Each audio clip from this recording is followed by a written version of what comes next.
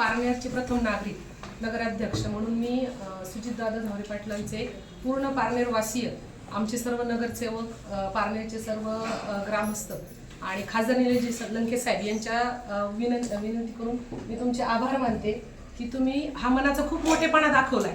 एक राजकारण हे खेळाडू वृत्तीचं असलं पाहिजे, हे एक आदर्श आपल्याला सुजितदादांनी घालून दिलाय।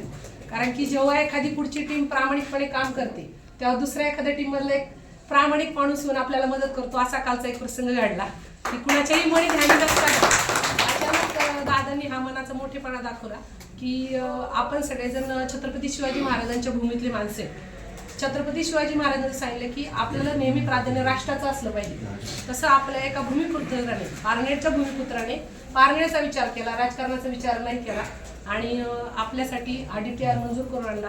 दादा, तुमच्या मनापासून आमचे खूप खूप आभार की तुम्ही हा खूप मोठेपणा दाखवला। पुढे पण आमचंही तुम्हाला सहकार्य राहील आणि तुम्ही असंच आम्हाला मदत करावं ही मी अपेक्षा करते। धन्यवाद।